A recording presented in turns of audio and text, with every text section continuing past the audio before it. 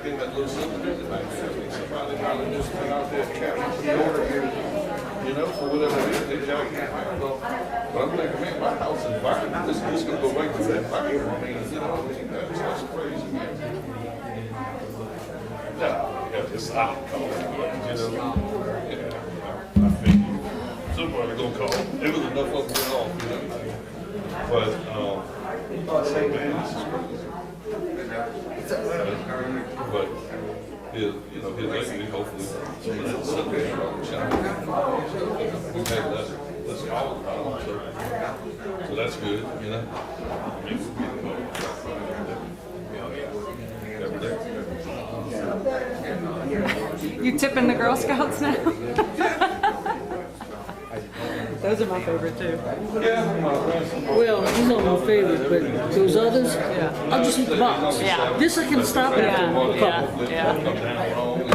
Oh, I already bought from her. Yep, I still have. It's not. Yeah, go see these guys. Well, Ken and Deborah don't live across the street anymore, so I don't get hit up every week.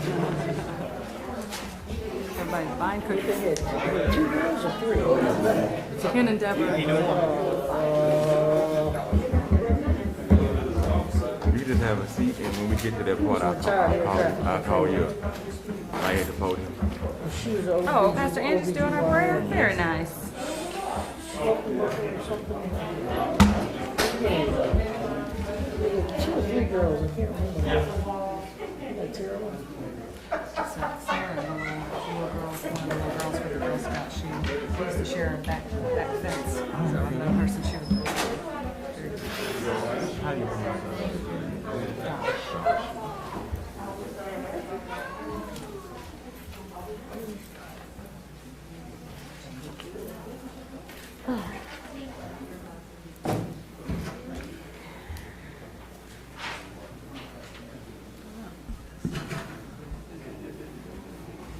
Andre. Yes, they was in the way. what for The reintroduction, the reconsideration. before they even called Oh, you put it on already? Yes. Okay. That's right, you did tell me that. But you did say that they had requested it, but it was And after this you is just, already. this is just an introduction, yeah. This is just an introduction. Hey, Miss Tanya. Hi, Andre.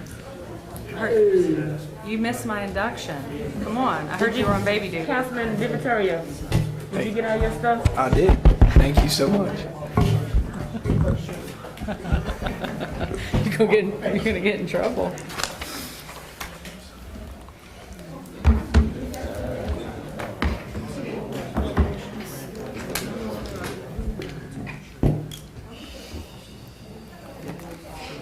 This yours or mine, Sam? Okay.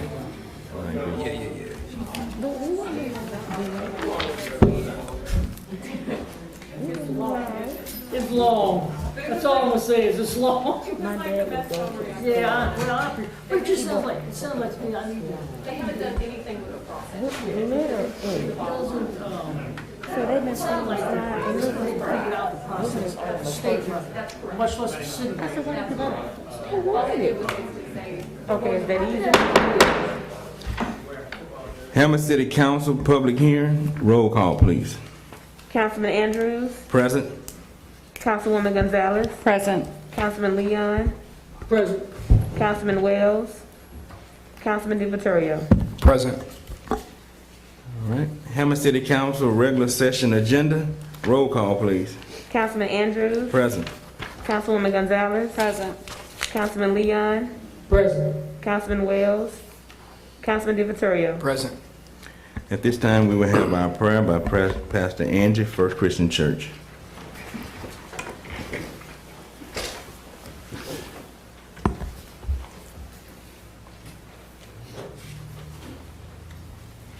Will you pray with me?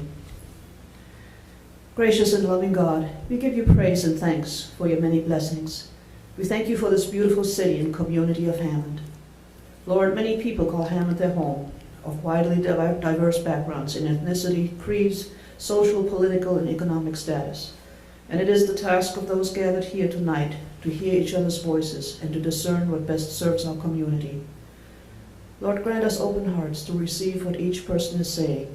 Grant us patience when we find ourselves at odds with one another, and the faith and goodwill to work together to work things out. Lord, above all, grant us charity and brotherly love. Help us to see diversity as a gift, and help us to value what each one brings to the table. Lord, the challenges today are greater than ever before in this time of the pandemic and increasing natural disasters. Help us to strive together for the well-being and future of our city and all its people. Lord, we pray for our Mayor Pete and for each member of our City Council, for our city workers and first responders. Yes. Guide them with your Holy Spirit and wisdom, and bless each one and their families and keep them safe from harm. Lord, we pray for our great state of Louisiana. Guide and bless our Governor John Bell Edwards and all elected officials. May the welfare and well-being of all its citizens always be their greatest priority. And Lord, we pray for our country.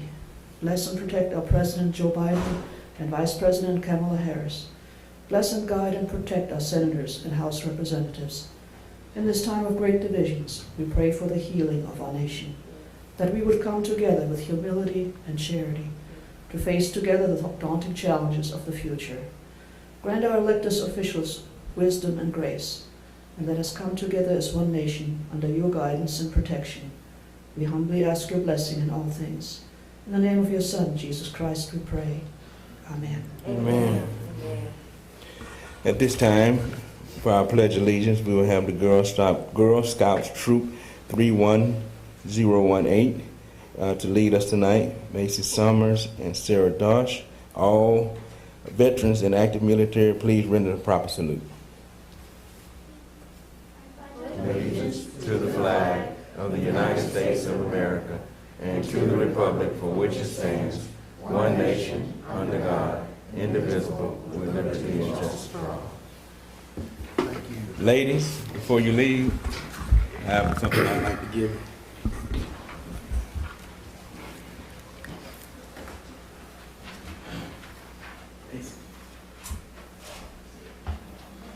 You take that to Raising Cane and they give you a free meal. And they're selling Girl Scout cookies for anyone who needs a sweet fix. I like to try to keep our young generation active in the civics free enterprise to be able to see firsthand how government is running. So as long as I'm sitting in the chair, I'm going to make sure that we keep them active and a part of our city council so they can see what city government is doing.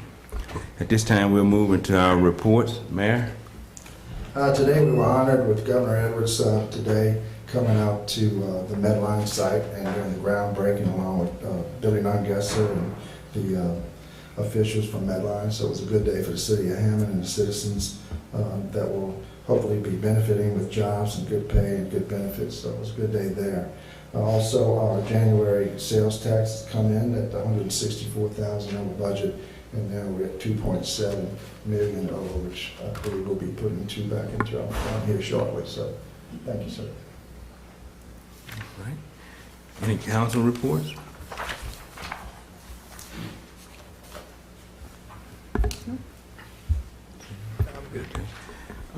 I have a few.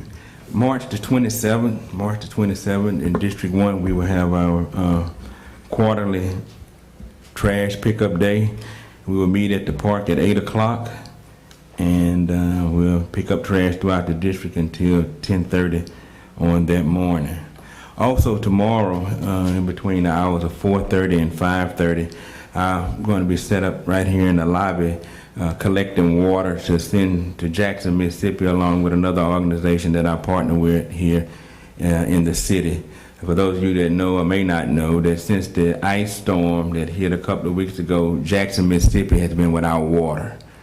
So a group that I'm affiliated with, the Masons, we're collecting water to send on Saturday morning to them. And I'm going to set up in the lobby tomorrow between the hours of 4:30 to 5:30. If you know anyone that wants to donate, or if you would like to donate a case of water, I'll be here to receive that. Also on April the 3rd in MLK in our park, we will have an Easter egg hunt. Right now we're pretty much through with the planning stages of it. We've been going back and forth discussing whether we'll just fix it in bags, let them drive through and pick it up, or let them run through the park and try to find some of the stuff that we're hiding. But closer to that date, we'll have a definite mark on how we're going to hit that due to the standards that we're dealing with COVID. So Is the city doing an Easter egg hunt? Probably not, right? I don't know at this time. Okay. We have made the decision to go forward with summer camp, and so there'll be more details going forward as that time comes. But And I have one question, Lacey, on the contracts with the rail cars. How is that? we are in negotiations with both of the legal teams from Graham Packaging and Home Depot.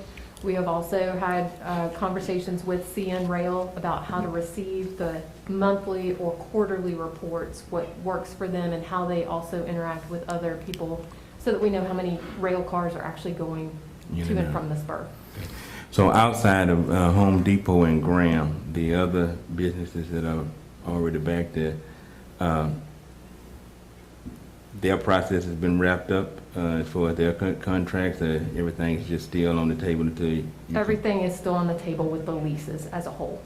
We have an exhibit that people needed to have that showed the map of the spur, and the old map that we had that was part of the deed when the city originally obtained the spur was not very legible and not very easy to understand in terms of relationship to where it was with the businesses and also with the general area. So our GIS tech actually just finished that, and we're adding that into the lease to help clarify. Okay. So probably my last question on that would be this. I know that we were supposed to bill for the month of February, so that will be backdated once these contracts are completed? Yeah. It became effective February, but we knew that the invoicing would follow after that point. So they were all made aware of the situation with the ordinance passage when it passed last year. They all received copies of it, so they all put that plan into their budget. February 1st was the effective date, and that will be the start of each of the leases. We're just negotiating the terms of the lease itself, and that exhibit was a request that two of the businesses had made to be added in so that the lease area would be clearer to them.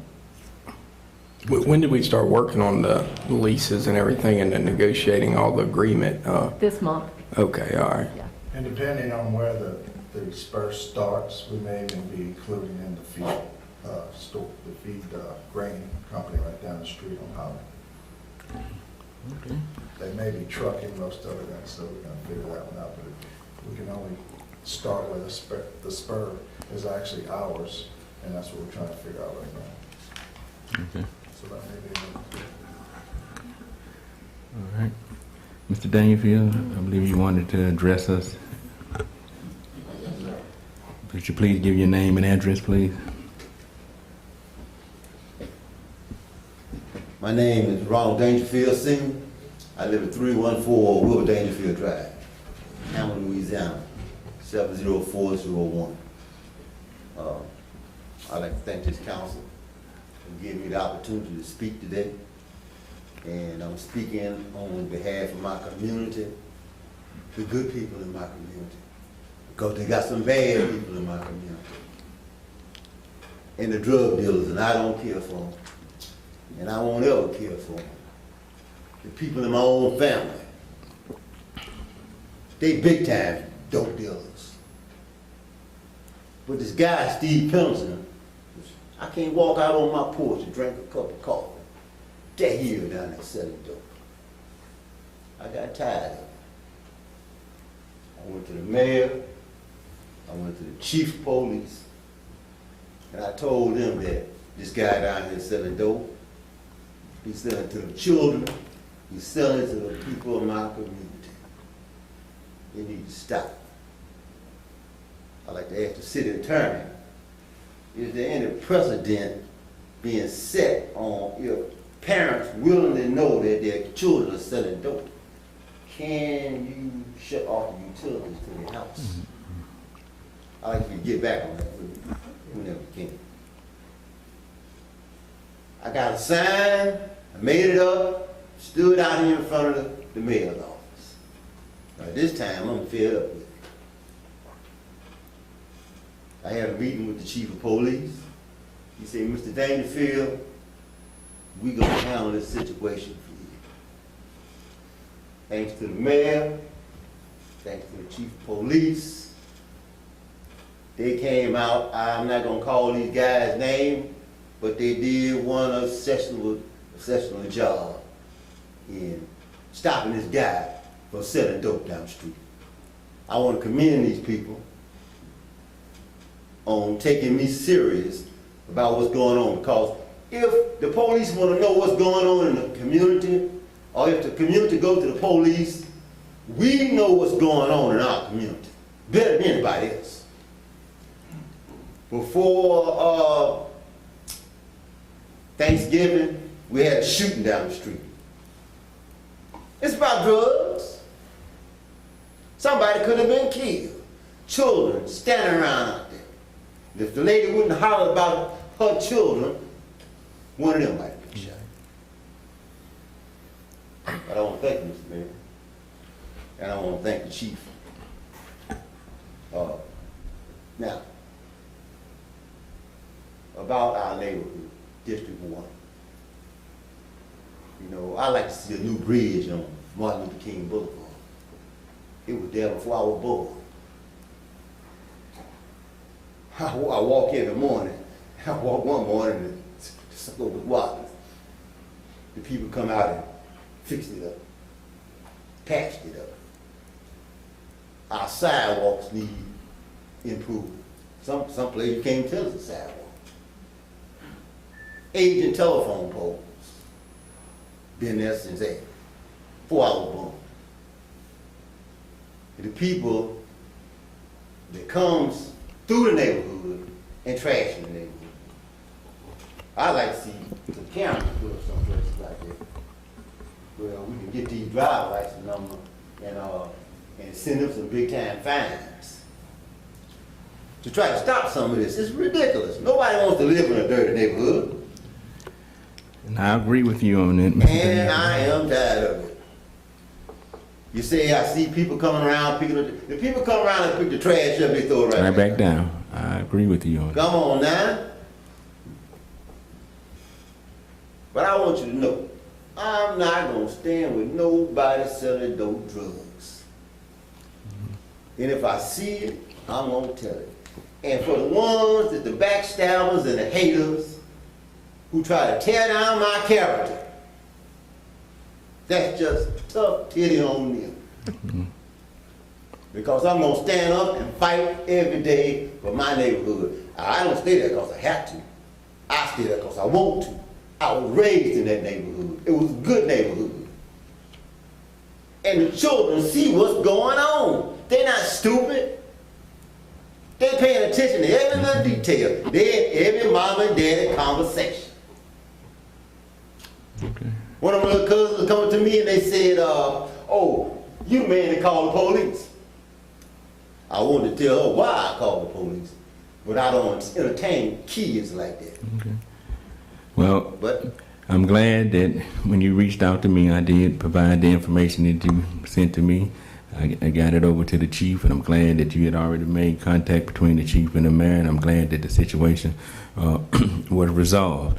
So that's one thing that we're going to continue to try to keep a good eye on and working throughout the neighborhood. And it's good to have good neighbors in your neighborhood that's providing information where we'll be able to take care of the things that we need. And I appreciate my neighbors that stepped up. They showed some backbone. They showed that they wasn't yellow, and they got courage. That's good. Thank you. You're welcome. Y'all have a nice day. Thank you. Thank you. You too. And Ronald, that's what it takes. Thank you for stepping up, because without citizens, and as you said, those in the communities, they know who's doing it, they know what's going on. But at times they don't want to step up, so that's how things get done, because these dealers get back out, they come right back, and they get a little smarter from the last time that they were put in not to do the same thing. So thank you for continuously stepping up. And to add to that, I give thanks to the police department, because every complaint that I've received, that I've sent over to them, they resolve those issues, especially on that particular street. So I'm really thankful about that. So in order for it to work, we have to all work together. So yeah, all right. Anybody else got any council reports before we move forward? Just remind everybody that This weekend, Saturday, the Hammond Rotary Club is having their Shamrock Run out at the Renaissance Festival Fairgrounds. Sal, you had something? Yeah. Sal Nicolosi, 3607 Highway 190 West, Hammond. I want to thank the council, number one, for doing a great job. I know it's tough with all the COVID and everything else going on, but I've been very proud of the council, the mayor, and the chief of police.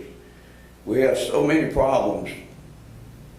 I've been dealing with a problem for over 6, 7 years. But we're just eating away a little bit at a time, a little bit at a time.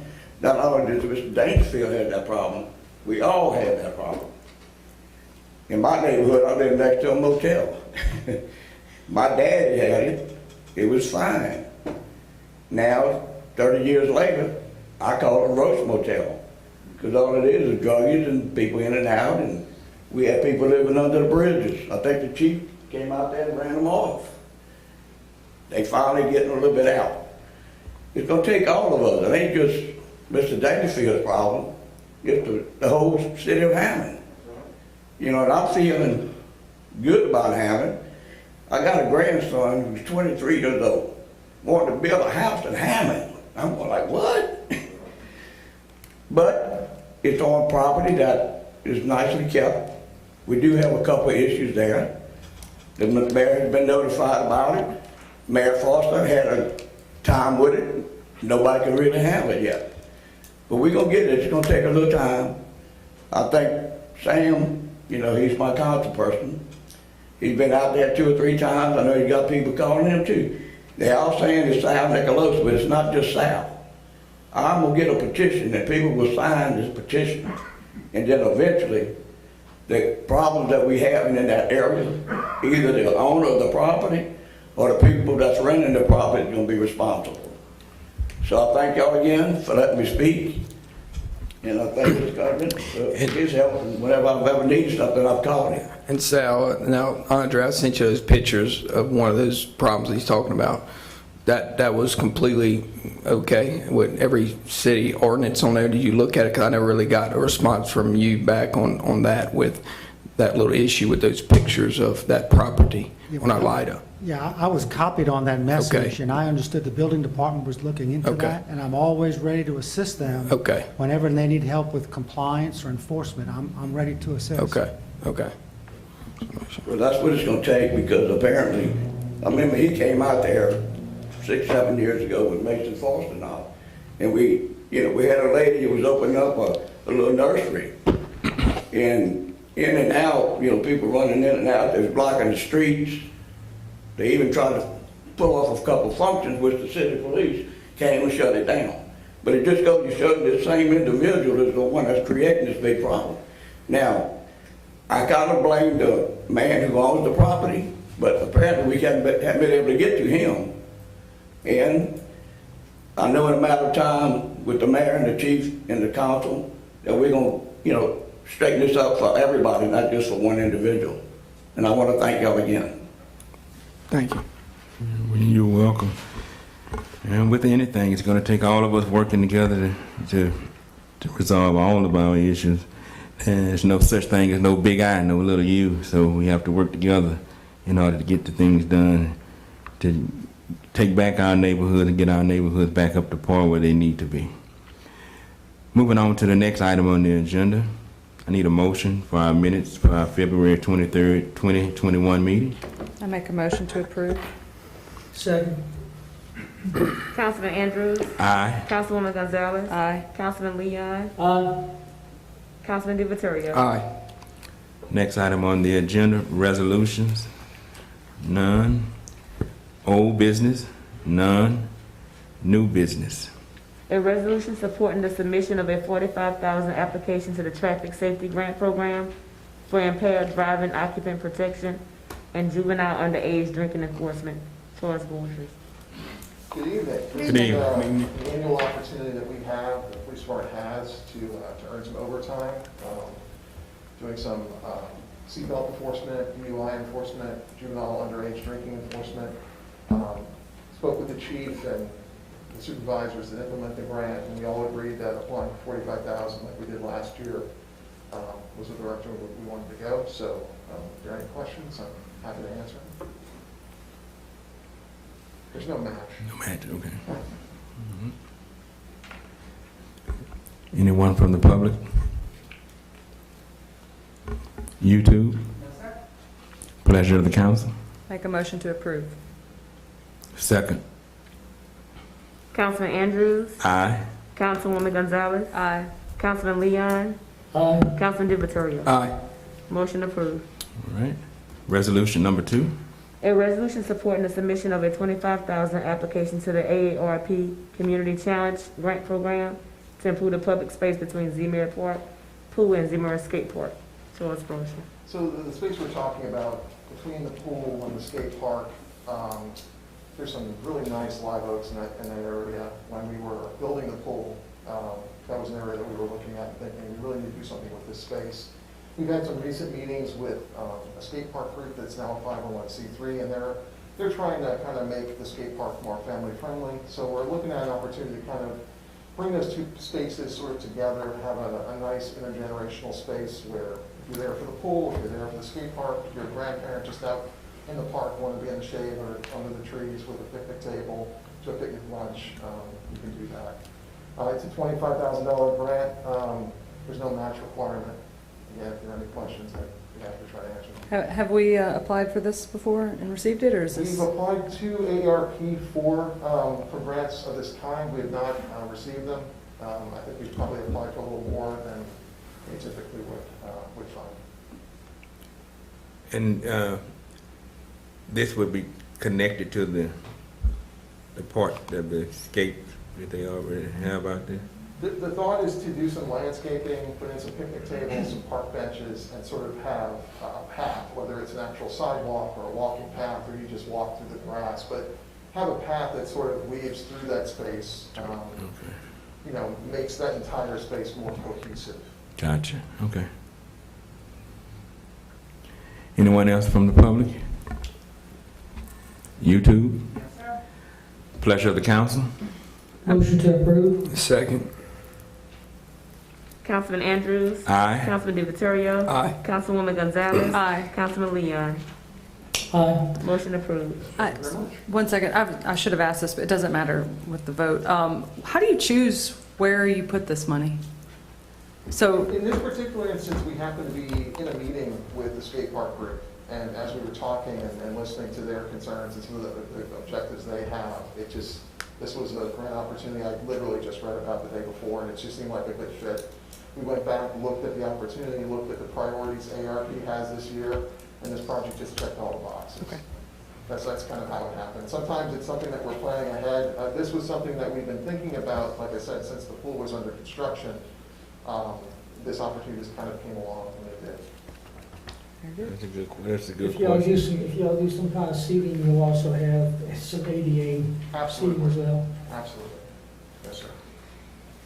So I'm kind of glad that Councilwoman Gonzalez asked that question, because it just made me think of something. So, like when those grants come through, it's just a general grant, and you decide which park it'll fit better in, or is it designated for a certain already makeup or scape for the park?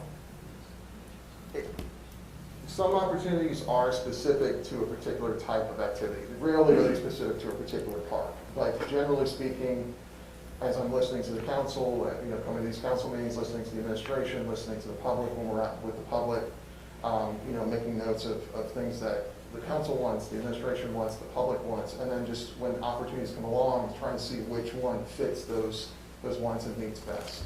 so certain grants require certain socioeconomic areas. Certain grants, like for example, there's the Raising Cane's one that required it to be, I think, canine or pet oriented possibly, and that's why it was for the dog park. So sometimes they have that requirement, but are there grants that are just General? anybody can get it and it can go anywhere, and are you the one that chooses that?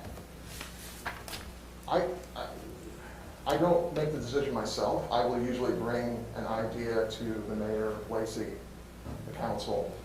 Sometimes there are opportunities that come across our desk that we know the city can't apply for. We're not eligible, and and we'll try to find a nonprofit partner that's approached us about similar grant opportunities and let them know about it.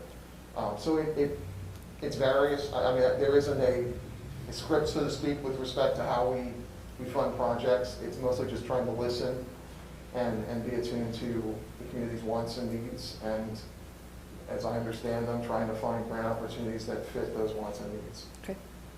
This is not criticism. I think you do a great job. I was just genuinely curious. Oh, I appreciate the questions. Anything else? Thank you both. All right. Resolution number 3 on the agenda. A resolution to endorse the Tangier Hill Parish 2020 Hazard Mitigation Plan update.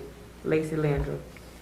This is an update of the parish-wide plan, and the city's role in this is really just to endorse the plan, or to say, we agree. So we're not supposed to change it? That's correct. It is a very lengthy plan, as you can see. The first attachment is your actual resolution language. This resolution language, very similarly, has already been adopted by the Tangipahoa Parish government and is in the process of being adopted by the different municipalities throughout the parish. This is a requirement of the federal government. The federal government, when disasters occur and prior to disasters, makes a specific pot of money available for hazard mitigation. And by that, in general, what we do with our funds is improve our city buildings so that there will not be wind damage or other damage that could happen during floods or storms as they may come. I don't know what Everything's okay, I noise think. is back there, but y'all have my back, right? Yeah, So you're fine. You're fine. I feel like a monster is about to come in. The money, when it becomes available, flows down from the federal government to the state GOSEP office, and then comes down to the parish emergency office. And so that's why this originates in the parish government, and it remains there. They then make and include, as you can see, all the different buildings that are throughout the parish. These are all public buildings of some type. There are some that are not included on there that are within Hammond, namely some of our fire stations. And those are because those have already gone through hardening improvements. They've either had improvements to their doors, windows, or garage doors, those kinds of things that are applicable, and roofs too. So that's why there might not be some listed, then you're like, why didn't we have all the fire stations on here, or those kinds of things. So, but this also acts, the plan and adopting the plan acts as a tool that then enables us to tap into those grant funds. So that's why we want to endorse the plan. Excuse me. Anyone from the public? YouTube? Anyone from the council? Nope. Pleasure of the council? Make a motion to approve? Second. Councilman Andrews. Aye. Councilwoman Gonzalez. Aye. Councilman Leon. Aye. Councilman DiVittorio. Aye. Motion approved. Moving on the agenda, final adoption of an ordinance, none. Now down to introduction of an ordinance and set for public hearing. Number 1, reconsideration of introduction of an ordinance to accept final subdivision plat and construction plans for PS2 major subdivision, 22 single-family lots and green space, acceptance of dedication of all public improvements in accordance with final plat by John E. Bono and Associates, Inc., and the construction drawings by Webb M. Anderson, dated revised 12/23/2020, and acceptance of 1-year performance bond in the amount of $428,520, request by Gulf Coast Housing Partnership, Inc., located 1105 Hewitt Road, Zone RS 11, recommended approval by Planning and Commission. Lacey Landrum, I can say Tracy. Yeah, that's fine. Tracy could not be here tonight. She's with her father tonight. This is something that has come before the council in the past, and so I don't think we need a lot of discussion about it. Everything is attached in terms of your staff report. This is located in District 3, and then everything else is here in your staff report. This did come recommended from the Planning and Zoning Committee, and David Harms is here if you have any specific questions about the development itself. I wanted to thank Councilman Andrews for putting this back on for reconsideration, because as I said last time, whether people want this or don't want this, I think it's important that we have the opportunity to hear from them. So thank you for putting it back on.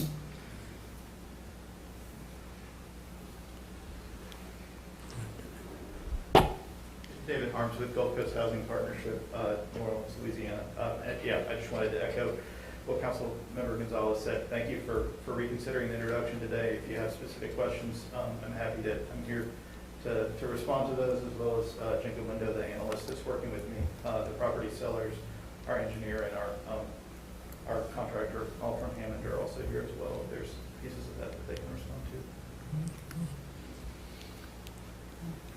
Anyone from the And council? we'll look forward to kind of giving a more full presentation if we have the opportunity to in 2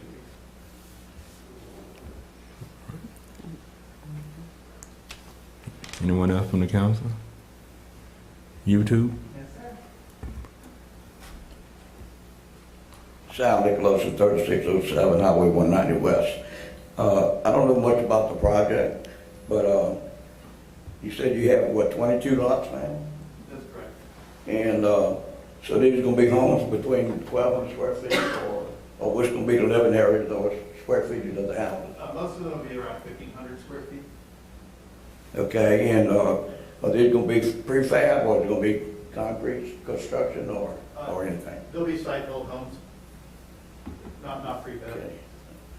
All right, so in your companies, where y'all located? We're in New Orleans, Louisiana. And you had brought this before the council last year? This initially went before the Planning Commission in December. We had a few cleanup items, so we received our Planning Commission approval in January, and the introduction first came before the City Council, I think, in late January. Okay, and so the total project is going to be $428,520? That's going to be the total project? That's just the share of the infrastructure that would be dedicated to the city. So we'll be building a new public road to the city standards, and we'll be building water and sewer infrastructure, as well as stormwater infrastructure that will tie into the city's existing systems. And so those pieces will be taken over by the city once they have an opportunity to inspect that we built to the city standards and have complied with all the requirements. And we'll be also posting a maintenance bond on that so that it maintains its costs during the first, I believe it's 2 years of operation after it's dedicated, will be run by us instead of by the city. Okay. All right, I sure thank you. Anyone else? Okay. Pleasure of the council. Make a motion to introduce. Second. Councilman Andrews, Aye. Councilwoman Gonzalez, Aye. Councilman Leon, Aye. Councilman DeViterio. Aye. Motion approved to introduce. Public hearing is set for March 23rd, 2021 at 5:30. Next item for introduction. Introduction of an ordinance to amend the fiscal year 2020-21 budget. Lacey Landrum and Laura Hammond. So Laura and I have been working diligently on getting our fund balances up to par. This is an annual activity, a part of this budget amendment that we do each year. Last year in December, you actually approved something that was very similar in amending the fund balances. And so this year, we have 3 attachments to this item. The first is a summary of those budget amendments. The second is the current consolidated budget, and you'll see the beginning fund balance right at the top. That's what we estimate to start with during the fiscal year. And so this was an estimate at this point, because if you recall, we passed the budget in June. This was an estimate of where we would be on July 1st, 2020. Now what we are trying to give you is the actual, where we actually ended up with that beginning fund balance. And that all depends on how you end up in your previous fiscal year. So the last attachment is what the new consolidated budget would look like should all these amendments be approved. I have prepared a slide deck that I can go through tonight, or we can save it for the public hearing if you wish to introduce this tonight. It is up to you if you would like additional information. We can walk through the amendments if you would like to do that. Can you give just a general summary, not super detailed, because well, unless it needs to be in order to be introduced, but just a basic outline for us to. We can go through the slides pretty quickly. Okay. I don't think it'll take too long. So what's included in this budget amendment are 4 things. First, we're amending the beginning fund balances. We just described what those are. Second, we're transferring funds to ensure a positive ending fund balance, because when we put the new beginning fund, it ended in a negative for 2 of our funds, and we gotta make sure those stay positive. And we're gonna go through those in just a second. Third, we're gonna recognize additional sales tax revenue. And then fourth, we're gonna request 3 new expenditures or additions to the budget. So first, amending those beginning fund balances. Beginning fund balance is what we estimate that we'll have to start on our fiscal year on July 1st. After the audit, we amend the beginning fund balances to show how we actually started the fiscal year on July 1st. This is required by state law when there is more than a 5% difference in what was estimated versus what is actual. So we have 10 funds that we need to amend the starting fund balance on. And the reason is because that increase or decrease is more than 5%. If it was below that, then we can just let them go. But because it's more than 5%, whether that's an increase or decrease, these are the 10 that we need to amend the starting fund or the beginning fund balance on. So in your left column, it shows you what the current budget has. That's our current budget that we're in right now. In the right column, it shows you what the amended or the new budget would be. And again, these are all the beginning fund balances for these different funds. That's what goes across on your consolidated budget, all the different funds.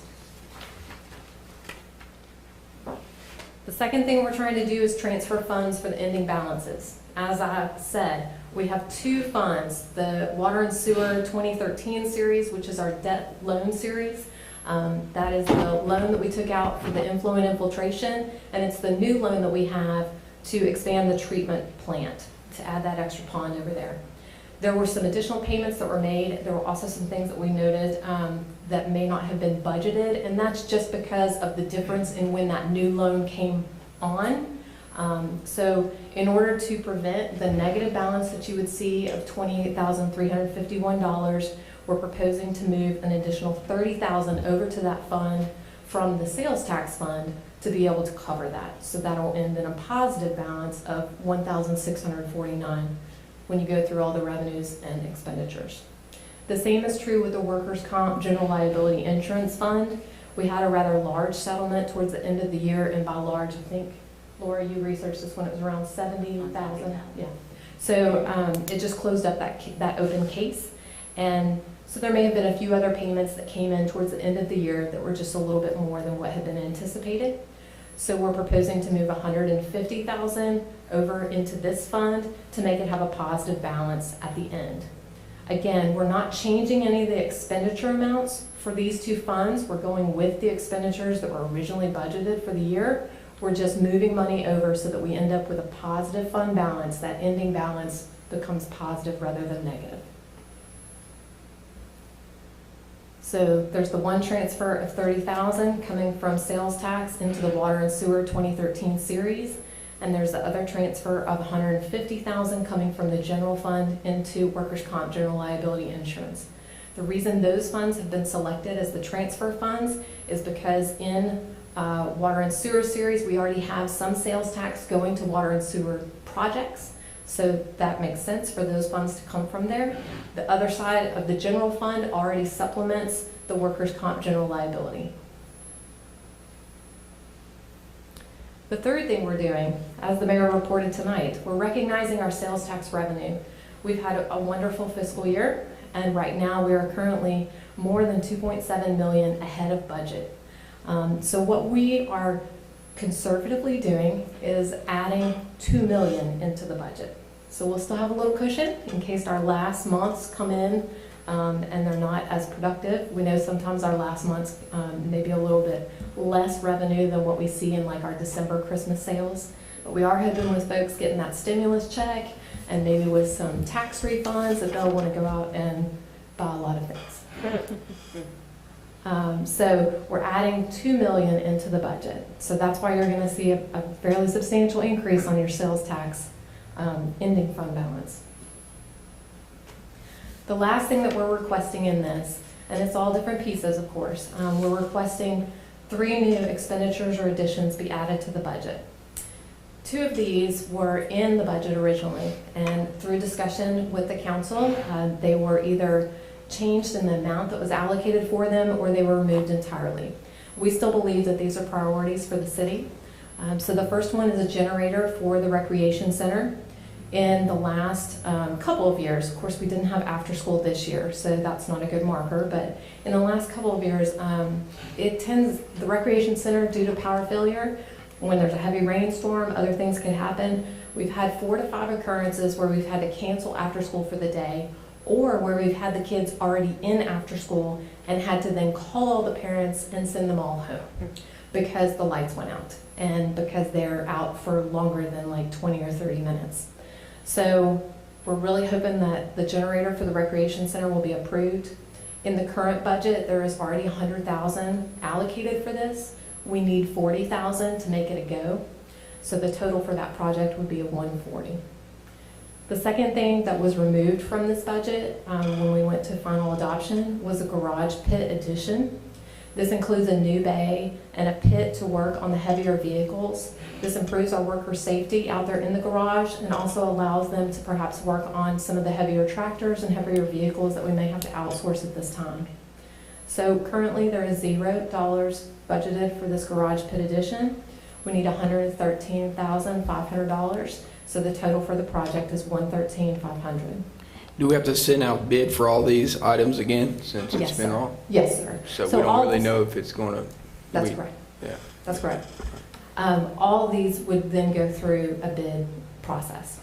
This is just to put the money there, have everybody on the same page and agree that we want to go forward with these. The last thing is a citywide salary study.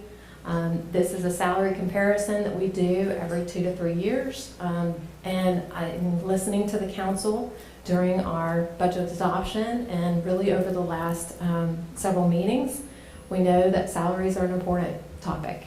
And this would compare not only internally the salaries within the different positions, but it would compare those to other municipalities and parishes and see where we fall out.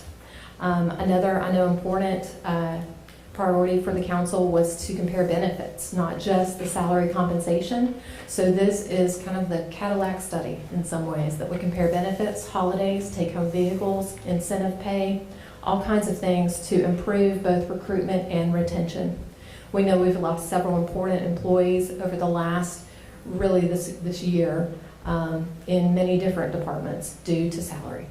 So it's currently, there's no budget for this, there's $0 allocated for it. We need $100,000 to be able to complete such a sophisticated study. It would probably take somewhere between 6 and 7 months, which is why we were requesting to add it to the budget now, so that we could go ahead and get started, have that come back around February time of next year, and then possibly implement or have time to discuss how it could be implemented in that budget year. So the total project is $100,000. This would include police officers, firemen, and all city employees? Citywide, Okay. every position. Also, with these requests for expenditures or in addition, if we introduce this and then at the next meeting we consider it, we can choose which, we don't have to do all 3 of them, we can... That's correct. Yeah. That's correct. These are all pieces and parts to the amendment. Okay. But that was going to be my question as well. If it's introduced, we still have the option to... Yes, sir. Just like the Okay. budget process where we can Correct. choose. So if you'll recall, when you went through the full budget adoption at that last public hearing, there were lots of changes to the budget during that meeting. This is the same process. And along with that as well, with this introduction, if there's something that we see a need, we will be able to... Yes, sir. Okay. Yes, sir. All right. The sooner that we could hear about that, we can put together new consolidated budget figures for you so that you could see how it all falls out and everything, if you'd like to see those. I can mention it to you now.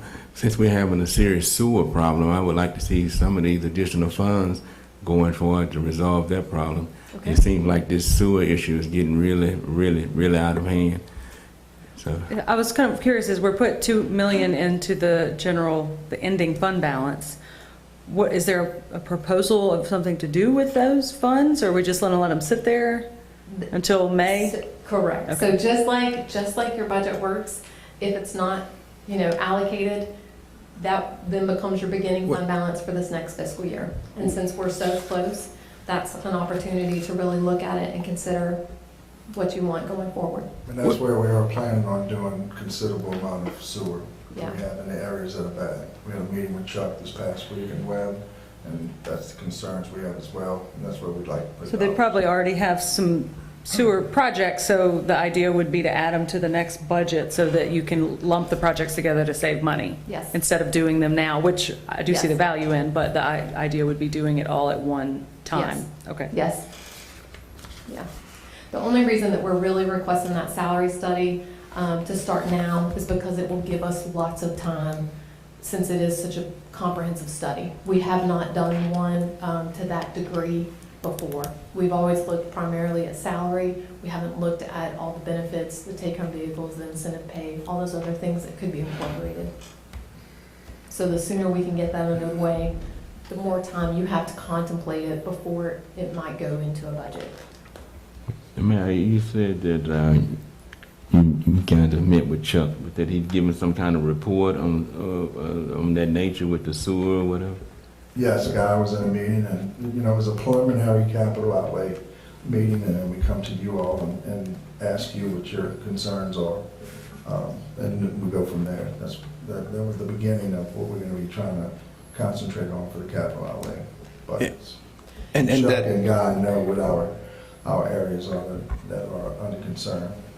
One of the areas right now that they added to the budget that we talked about was an issue with the overflow coming from out by Cypress Point, the new subdivision and new apartments, which goes all the way out to Airport Road, to that particular lift station. They're talking about a possible force main to go straight to the pond and not have to go through the system, which is causing problems close to the pond. So a lot of things to be talked about. So this is the time we get together with you and Chuck and start talking about issues you feel you have, and then we place it in order of priority. so I guess the figure was somewhere around $1.5 million, I guess. I mean, because I was just trying to figure out what made y'all pick $2 million whenever we're looking like 1 plus 140, yeah, so about 3,600. So about 1.12 or so is what y'all thinking the sewer issues are going to cost. I was just trying to understand what made it. 2.7 is what we were over, so we No, took I'm saying 2 out of that. you're moving 2 over there. What was the So that comes lucky number of into 2 play. million? Why wasn't it 2.1 or 1.8? Well, we were- That will bring us under the 5%. So the 5% is our mark of if you go over 5% on your budget or under 5%, then you need to make the budget amendment. So that'll bring us under 5%. It will also allow for some cushion because we still have 5 months out of our fiscal year to recognize sales tax in. So if we have a couple of off months, which may be similar to what happened last year, then we have some money to recoup there. And it We're not- still allows you to choose what we're gonna be doing with capital outlay. Have input into your districts, what your worst, in your mind, problems are. And just as a general reminder, I know the city engineer has already reached out to everyone on the council, but our overall process, we can't pull our budget numbers until March 31st, just to compare where we are actual and to forecast for the next budget. That's by state law also. So March 31st, April 1st, we'll be pulling all those numbers. We'll be pushing out all the meetings with department heads, same meetings with you all to talk about capital outlay and other priorities that you have in your districts to be wrapped into this coming fiscal year budget. I think this is also a good time to start talking about, I know Steve has sent this is not related to this, but the nonprofits. Yes. And if we're going to put some requirements on them, we really need to do that, because if one of them, which was Steve's idea, was to require tax returns, and this is tax time, and they need to be given a sufficient time to make sure their tax returns are done if they want to ask. Don't they present tax returns, like, and generally when they ask for something, y'all probably have to look at something before you give them money, I know at least one or right? two did not last year. They present audits Yeah. or some sort of tax I documents. figured they would do that already, like. Yeah, but there was, last year, there begin was with. at least one that had an audit that was at 2 years old or something. Yeah. So I It think was- we it need was, I think, something just a little behind you. more, Up to date. more in writing of what's required. Okay. I think we can go ahead and start looking at setting a workshop session for that. Let's do that. I think we need Let's to do do that. that. yeah. Yeah, because I hadn't gotten any real comments back, so it probably means that everybody's ready to talk about it. Okay, well, send some dates out. Perfect. We get it together. Yep, Okay. good. So I know that was a lot to throw at you. We've also provided a couple of supplementary documents there. One is the budget to actual report of where we are in the general fund, since that's the fund that has the most stuff coming in and out of it. If you would like more detailed reports, we're happy to provide those. You also have your updated sales tax report, and then you have copies of this that were just the attachments. So, Well, I would like any other additional information you have moving forward with the sewer stuff. I would love to see that. sure. I think we were looking at most of those going into the next fiscal year. But if there are some specific areas that you know we need to look at, and if y'all want to make, you know, an amendment now and put some more money in for those, that's an option. Talking about in other districts, or you have issues in your district? I'm just talking about it in general. Okay. Yeah, in general, I know Sam's. I got issues, I know yeah. Sam's recently been having issues with Rosewood. Eric Yeah. Carter, and all that Yeah. I area. think those Yeah. have already Yeah. been Sam's worked district on. and Devon, so Yeah. you wasn't focusing on anything that you had to do with, so. Oh no, I'm Yeah, we're yeah, focusing. Don't say you good, you might get a well, call you're right. tomorrow. You might get one. You're right about that. But you know, I know not even from talking with them, just in general being out, people stop you and you start voicing their concerns. So I know that there's an issue in his area and in Devon's, and I look at it along this line. If it's not in your yard, it doesn't concern you. Sometimes it's not something that you would focus your attention on if you're not the one that's having to deal with it. But we definitely And- have those in the budget. Right. So you know, I'm just Just the north side of your Rosewood, and also the concerns we had in Devon's district as well. okay. All right. Anyone else? YouTube? No, sir. Okay. And just for clarification, oh, I'm sorry. Go ahead. Patrick Strahan, 19480 Dr. John Limber Drive, Hammond, Louisiana, 70403. With the case study on salaries, is there a way to prioritize particular groups or areas of the city or anything like that, particularly the police department? I mean, we would just be doing this citywide. Gotcha. So, to my understanding, the police department hasn't had a raise since. They have annual raises. Right, under that. The last time we had a citywide implementation was 2017 with that study. Is that something that's being considered in the budget review? Or I know it was something that was brought up or potentially going to be brought up but then got squashed for whatever reason. We've lost multiple police officers to other agencies because of pay, all the training, all the time, effort put into that to make a decision to leave, which, you know, is unfortunate, but you have to look at your family, right? You have to look at providing for them and what that looks like and what the opportunity looks like. You know, 111 employees, $3 an hour raise. Of course, obviously you want more than that. 40 hours a week, 52 weeks, that's $692,000, right? So we're talking about a surplus of money through sales tax, through all the things that have happened, and more stimulus, more money coming in. I strongly believe that that is something that we need to consider. You know, the fire department got theirs. You know, obviously they still need to be paid more as well, but police department is lacking, continues to lack. When are we going to do something about that? Thank you. Just one point of clarification. So the fire department didn't receive separate raises. We were actually working out some of the Adjustments. errors, Right. yes, that were made in the 2017 and that were not noticed until people started receiving promotions. And so it was pushing some into different states to make sure that they weren't jumped at promotions. Will it double that amount? Because they need it to. I think the whole city. That's why we were going to do this study. That's why we're asking for this study, and that's really why we're asking for it right now rather than wrapping it into the next fiscal year. All right. And Andre, just to make clear, we just introducing this, and if there's any other adjustments or anything that we need to make, Have we'll be your able to do motion it. at the time of final adoption or any changes that the council wanted to make. Okay. All right. Again, anyone else from the public or anyone from YouTube? Yes, sir. Any other councilman? Pleasure of the council. Make a motion to introduce. Second. Councilman Andrews. Aye. Councilwoman Gonzalez. Aye. Councilman Leon. Aye. Councilman Vittorio. Aye. Motion approved to introduce, public hearing set for March 23rd, 2021. Could I get a motion to adjourn? So moved. Second. Meeting All in adjourned. favor? All in favor, say aye. Aye. Meeting adjourned. Thank you. Maybe one can do a whole